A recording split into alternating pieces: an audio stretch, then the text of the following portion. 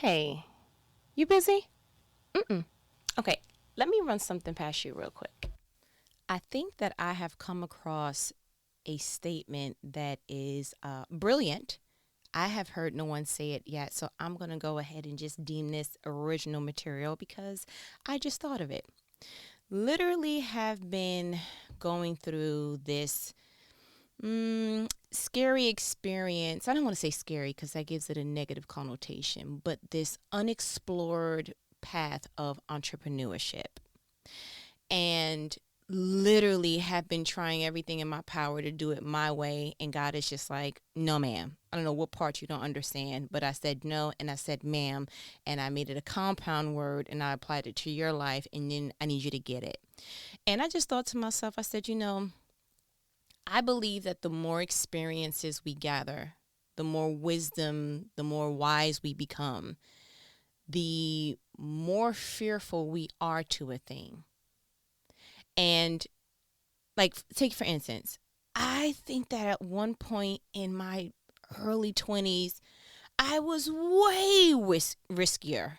You know what I'm saying? Like, I just was, making decisions. Oh, I don't like this job, whatever. I'm leaving. I'm showing up late. I don't care. Fire me, unemployment, sir. Don't care about that. Okay, great. I used to go on roller coasters. You understand? Amusement park. Like, I was the assassin. I'm getting on everything. Even up until maybe my late 20s, maybe just scratching on the surface of an early 30 or touching around 30. I mean, I went skydiving. It's a whole bunch of stuff that I was just like, let's just do it. Now, at a certain age of wisdom, approaching and gathering more experiences, there's just certain things I'm not comfortable with.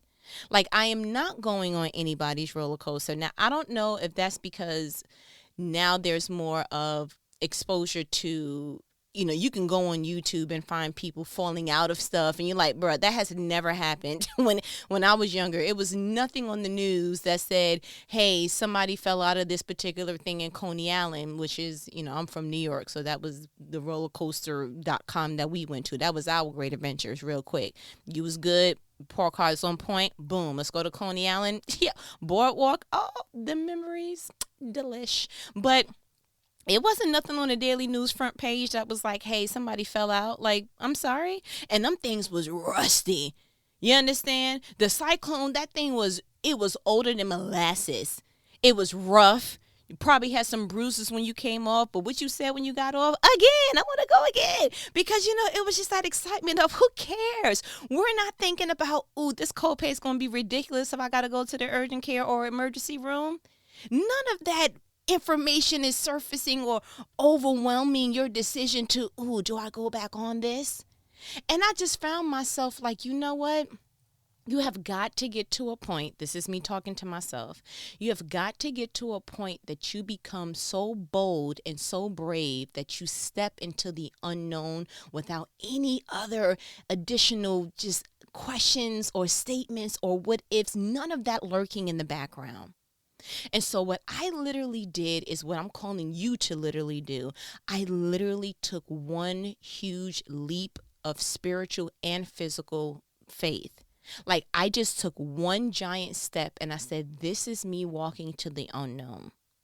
And the one thing that I like to do when I'm going through something like that, because again, I feel like the enemy's entire arsenal is to make you feel like you are the only one on planet Earth that is going through that particular segment. And I feel like that's when we get into places that it's like, no one understands you. You get into these different things in your head that I don't feel is the healthiest. So I go back to my roots. Now, I looked back at Exodus in the Bible and I said, the Israelites had the same issue. They had the same issue, right? They prayed to God, okay, for 400 years because they were experiencing an entirely different level of agony than we can ever possibly fathom. So then God goes ahead, does these things that are, miraculous, and tried to do something different in just 10% of that time, just 40 years. And they just had a difficult time continuously walking boldly into unknown territory.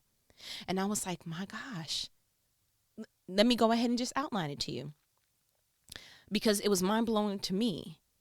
The plagues in Egypt, God was doing some stuff that if it were not clear that God didn't play about his people, the plagues alone would have had me like, yeah, Pharaoh, you out of your league on this one. I'm not even gonna hold you.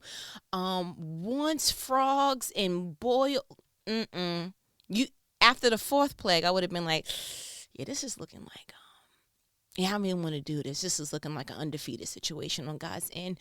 I'm just going to go ahead and just gracefully bow out. And did you say, Moses, let them go? Sure. Call y'all Uber, okay? Y'all can go ahead and get up out of here. And that's just how that would have went for me.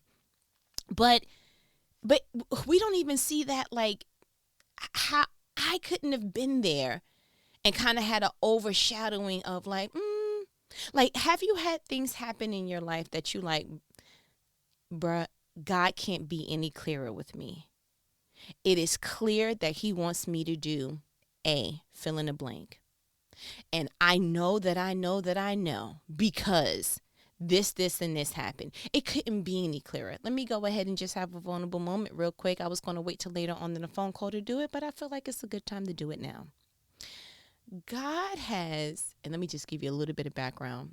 I have worked since I've been 13 years old, okay? Some of you, Left Rack City, shouts out to my neighborhood, Corona, New York. Yep. And I have worked expeditiously since that time. I have worked, again, did you hear what I said? 13, okay? Which means that my menstrual came, and then my mother was like, cool, you an adult now, go work. At least that's how it worked out in my head. I have always worked. I have gone to school and worked. I have had my child and worked. I have had children and worked. I have gotten married and worked. And for some reason, in this particular juncture of my life, God is like, I want you to focus on one thing.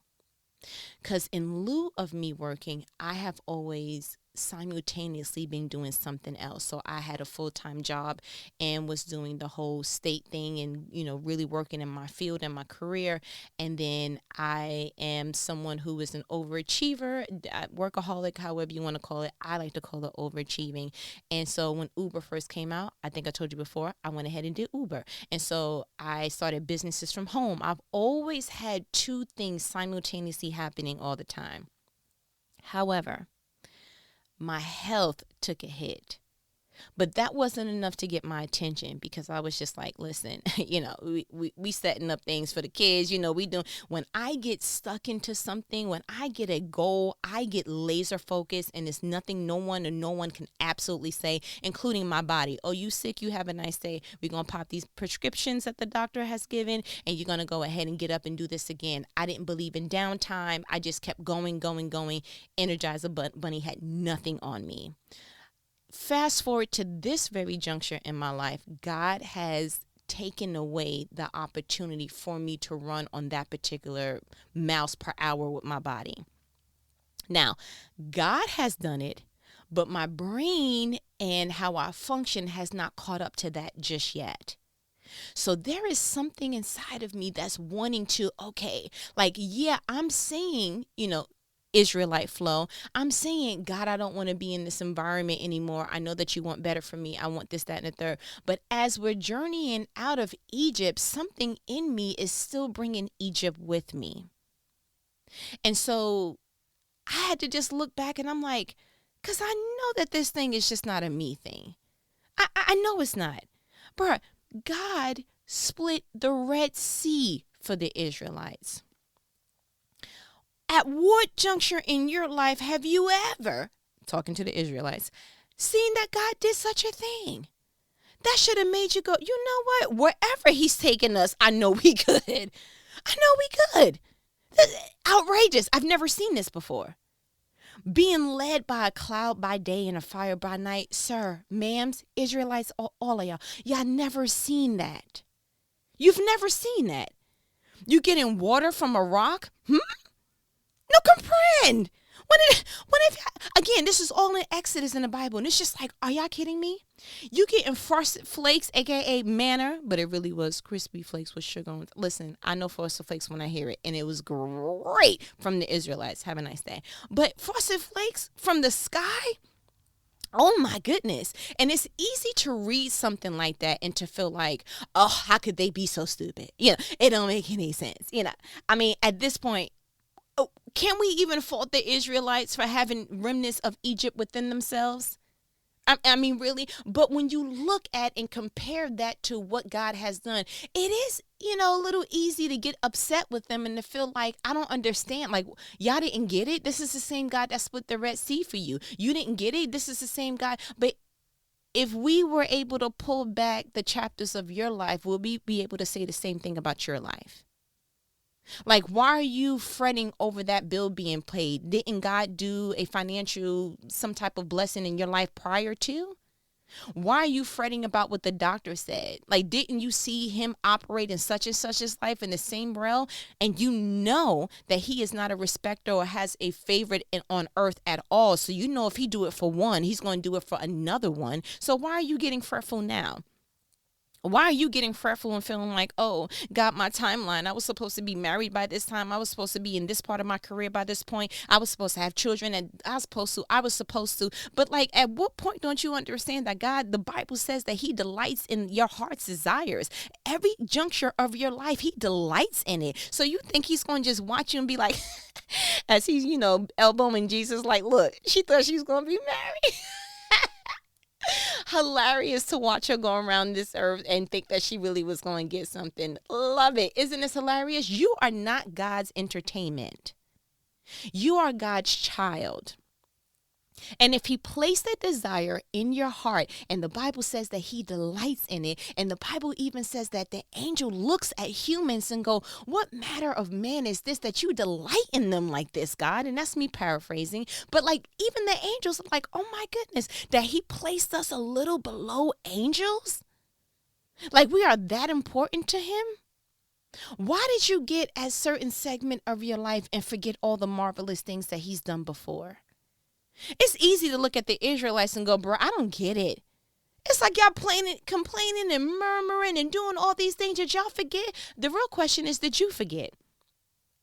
I don't know where we got to this place where we're like, okay, so this is our segment of life, and let's just keep the normalcy by staying here and not moving. And, if it were up to us, we wouldn't really be doing anything kind of new. But that just goes against everything that we were ever taught. Like, I really went all the way back to birth, and I'm like, yo, real talk, our first 3 years, matter of fact, 5 years on earth, it is submerged and bum rushed with all things newness. Bruh, you literally were birthed from a womb to earth. Somewhere warm, somewhere super cold, lights, people around you. You had no idea who those people were. And it's just like, okay, oh, I got a voice. What's this going on here? From taking your first steps, to riding a bike, to learning how to swim, to going to daycare, to kindergarten, to first, second, go all the way up to going to different schools, to getting different classes, to making different friends, from possibly going to different neighborhoods, to getting your first job, to going to school, to going to college, maybe furthering your degree, maybe moving out of the home, whatever it is. Like, oh my goodness, past 5 years. And I give you the first 5 years because, you're walking, you're crawling, you're doing all these different things. And so all that's taking effect. After 5, we're still experiencing newness, but maybe not so, so prominent. You're still going through puberty. You're still going through, the aches and pains of growing. You're still going through all these different things. I mean, for crying out loud, as you heard from our conversations on revamping, my shaky leash, your foot's still growing. Unbelievable. I get emotional when I talk about the feet size and stuff. So let's just go ahead and move forward. But it may not be as prominent as our first 5 years, but we are to continue to grow. And I really believe that it picks up momentum as we get older, because now we have experiences. It's one thing to be afraid of dogs now because you got bit before. Remember how brave you were prior to that? It's one thing to feel like, no, I don't want to do that because that looks scary because we could hurt ourselves. It's another thing. Listen, they had to tell us, no, don't touch that. That's hot. We pulling ourselves up and throwing ourselves places. I mean, we were literally the bravest that we ever were prior to our experiences. And I want us to kind of get back to that. Like really getting and honing that level of bold. Because in my opinion, being bold enough to apply for that job, yeah. Yeah, that takes a lot of boldness there. Yeah, they say you may need this many years experience to be taken seriously, but you have to take the first step. You know what I started telling myself? Because I really get excited or I feel some type of admiration behind people that say, oh, I've been practicing in my field for 20 years, 30 years, whatever the years is, fill in a blank that will impress you. And I'm like, oh my goodness, that's fabulous. But I always remind myself that person at some point in their juncture following that particular career path had to say, today's my first day. The same person that I admired, that impressed me by saying, oh, you've been practicing for 20 years. Oh, you've been practicing for 30 years. That same person at some juncture, the early portions of their career had to say, today's my first day. They had to say, I've only been doing this for 6 months. Actually, I've only been in practice my first year. Can you imagine going to a doctor's office? And it's like, how long have you been in practice? Actually, 3 months. You're my 20th person that I've seen. You've been in practice for 3 months? Oh, okay. The boldness that you have to kind of build up within yourself to say, yeah, I know it's only been 3 months, but I'm passionate about what I do. Yeah, I know it's only been 9 months, but that means I got a fresh eye on the situation. As a matter of fact, if I'm honest with you, that's how I picked out my PCP, my primary care doctor. When I called, they were like, hey, we have a new doctor, because I was trying to figure out who took my insurance and, move into the new neighborhood. And when I asked about the doctor, they were like, without me even prompting, they said, hey, I think that this doctor would be a great fit for you. He's fresh out of medical school, which means he has up-to-date information. He has a, better eye. He's not jaded. And so I think that this would be great. And I've never seen newness packaged in such a delightful way in my life. We want the person that looks like grandpa. And he's been, he was your grandmother's doctor. He's a family doctor. To say, yeah, he's new, but this is the advantage to being new was like, oh, you know what? I can kind of rock with that. I ain't even going to hold you. I ain't going to hold you. And so another little vulnerable moment for me, if I'm really honest with you, that some of my best gifts or biggest accomplishments have been when I took huge steps of faith, when I made a conscious decision to step into the unknown. Because let me tell you the alter to that real quick. Swimming. Back in the days, and I may have told you this before, but if I have, just go ahead and humor me. The way that they tried to teach me to swim was when they picked up my 5-year-old body. I don't know what the pounds and ounces were at that time, but I weighed absolutely nothing, I'm sure, because, again, the way that I'm built. They picked me up in all of my one piece and threw me on the deep end of the water. Now, I was already fearful because the way that they picked me up and put me over their shoulder, okay, great, like I was Santa's bag of presents. I was like, okay, what are you doing? It was already a frantic, oh no, what's this? But to have me scream all the way to the pool, and then you throw me in the pool, and I am holding on like a Siamese cat, like I'm clawing. I'm like, no, I'm not getting off this particular, shoulder of the person who did so. We will let that family member remain nameless because we don't want to talk about nobody's grandbaby. But he goes ahead and he throws me in the deep end, and I am frantic. I didn't come up. I remember to this day, very much over 5 years old at this point, but this is one of them scarring moments where you'll never forget. I'll be telling my great grandkids this, like, and then what they did was, like, I already know it. I remember looking back up, opening my eyes, and seeing him then just look at me like, And I think someone said, she's not coming up, so they had to come back down, go back down and get me. That one experience ruined me wanting to swim for the rest of my life. Real talk. To the point that it is hilarious, but not so hilarious, that my husband, I don't want to laugh. Don't tell him we laughed at him. No, because it's not nice. He had a similar experience. See, it's not funny when it's me, but you know how when somebody else experiences, it's hilarious. His father took him to swimming lessons. And they did the same thing. They were like, okay, I guess he conquered the 3 feet. My husband, was always tall for his age. So they was like, cool, come to the deep end. He goes ahead and he jumps in. Had a little, worship experience with chlorine, because that's how that worked out for his lungs. And his father was in the parking lot waiting for, his swimming class to be over. And so he said that he told his father, yeah, I don't want to come back. This is not for me. Not letting him know that, AKA, he nearly drowned, sir. And his father was just like, okay. And my husband has never, ever tried to swim again. So when we shared that opportunity or that experience with each other, we made a commitment that at 76 years old, because that's how I feel like we are now, we are going to learn to swim this year. Like literally, one of the things that we both did was we made sure that our children knew how to swim, because if somebody need to save the baby, so might as well be y'all. Y'all count on each other, okay? Great. Because what I'm gonna call 911 faster than you ever seen. Like I'm gonna be 911 screaming, woo! I'm gonna be the human flare gun. You understand? But y'all need to depend on each other, because past this 5 feet, if my toe can't fit, I mean, I'm a tall woman, She got a lot of 5. I'm just gonna say 5'10", 5'10", okay.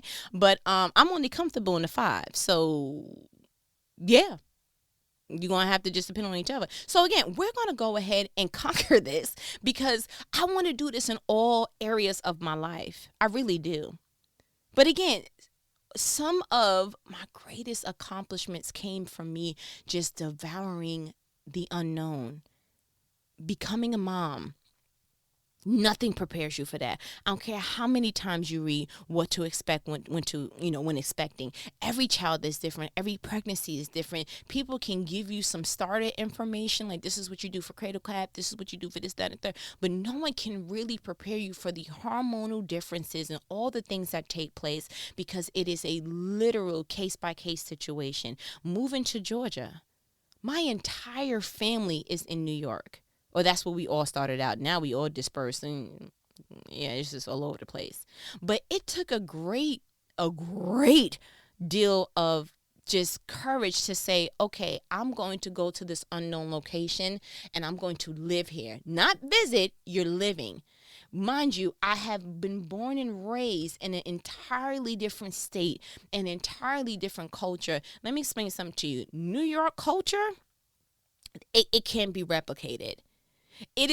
We only understand each other, in my opinion. And especially when you move to a different part of the coast, like to go from north to south, I even think it's the same to go from East Coast to West Coast. I really, truly feel like New York culture just cannot be.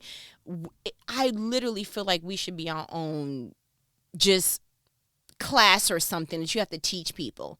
You can't just move up there. No, okay? I want you to be careful. Certain things you could do and cannot do. Certain things you're going to have to adapt to a lot of nonverbal body language, okay? And your safety depends on it, sir, ma'am. You see what I'm saying? And so coming to the South was just like, I had a lot of headbutts with people, because I was very New York and they were very South, and I was like, I don't get it. Why do y'all tell each other's business and not like you gossiping? You telling me your business and I'm just listening, because you not finna know my business. I don't know you.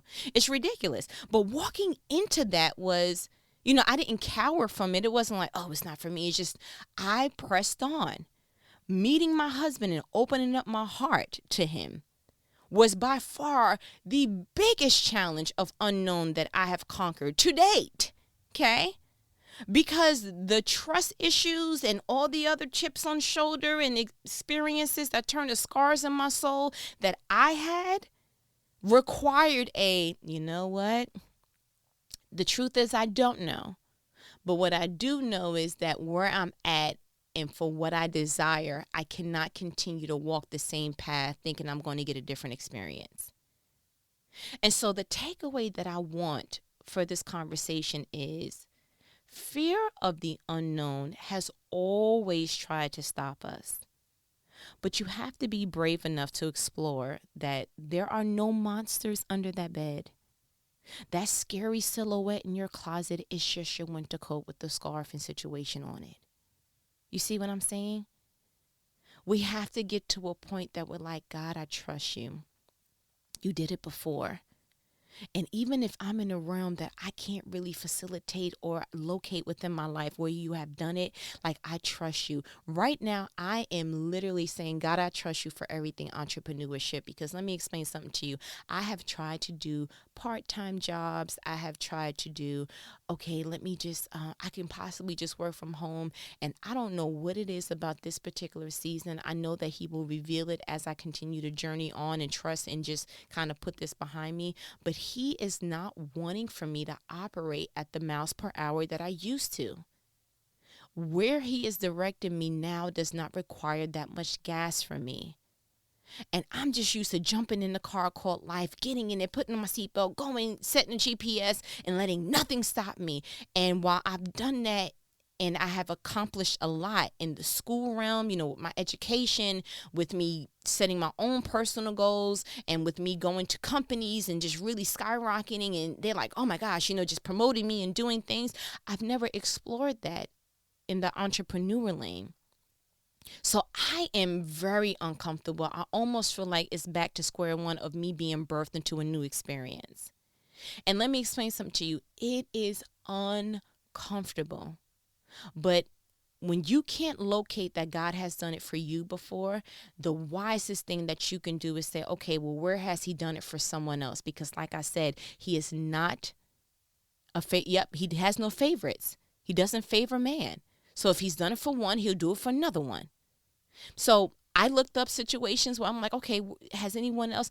And it's almost like it's been on repeat. Like, I'm watching people who are like, every job I ever applied for the last 3 years, God has said no. And I'm so glad that he did. And I'm so glad that, the nights that I cried and temper tantrum, that he didn't, go ahead and just let me do whatever, because now look where I'm at. And, I was consistent for 5 years, and then look what happened, and blah, blah. And something about this time frame, of 3 to 5 years has just been this triggered, like, you gave the work market, since you gave them years of your life, since you've been 13 years old. Can you give God 5 years? Like with the Israelites, you cried out to God and you were in that situation for 400 years. Could y'all have possibly given God like a solid 40 years? I mean, seriously. It didn't even have to take 40 years. 40 years was their punishment. But could you have given God a tenth of that? And so at this very juncture of my life, I'm like, you know what? We have to travel different so that we can receive a difference. We have to. And so I have 2 challenges for you this time.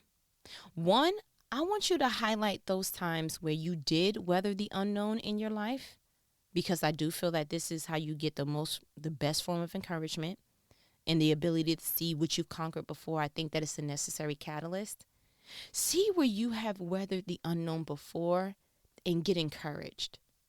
And if you're in a particular place where you're like, well, it's unknown to me for real, like I haven't seen this before in my life, then I need you to go ahead and do what I've done. I need you to find where he's done it for someone else. We have too many platforms for you to have just unknown in your life without going ahead and finding someone who was like-minded. You see what I'm saying? The second challenge is, what part of your life right now is God requiring you to boldly step into the unknown? To boldly step. Are you supposed to make that move to that state? Are you supposed to go ahead and, all right, now you're supposed to try entrepreneurship? Is it time for you to go ahead and conquer home ownership? I know you've seen some people who they didn't do so well, and it kind of scares you with the market and all that. But is he saying that it's time? Is it time for you to really go ahead and apply for that promotion? I know you kind of like, but I do this job so well and it's less stress and I don't know what to expect from there. But is God prompting you to do something? Are you at a point in your life that you like, listen, if I say I'm going to write this book one more time, I'm probably going to I'm going to scream. Just go ahead and write the book. What's the problem? You can do an ebook. There are so many different things that you can do, but what you cannot do is continue to hide because the silhouette in your closet looks scary. What part of your life is requiring for you to be bolder than you ever have? Please don't make it where prior to your experiences, that's when you were your boldest. But now that you are more aware and you have more things to facet and, you have a family now, or, you're a little bit more experienced and you got some things tacked on to you that you're like, okay, what if? And you have all these different layers and things spiraling in the background as you make your choices. Please don't make it that prior you was the boldest form of you. I feel like that's backwards living. We should literally be getting better and better and better. Like, it should be an era. How you were in your 20s was not how you were in your teens. How you were in your 30s, you weren't like. And while there's wisdom, there still should be forms of boldness. It may not be as bold anymore as, I used to get on every roller coaster and now I can just do but it should be still momentums of growth, momentums of bold steps. You know what these conversations are about? They are life-provoking conversations. I want you to take these challenges seriously, and I want you to seriously get in tune with the Holy Spirit and say, okay, where am I cowering? Because bold steps really do produce bold outcomes. And in order for you to get that thing that you're just like, I'm so glad that I didn't give up, you're going to have to do something bold on the front end. Okay? But I feel like you got what you need. And as my good Nanny says, all right, I ain't going to hold you. Go ahead and see where you need to be bold at and be the boldest that you've ever been. I'm rooting for you. Okay? All right. Later.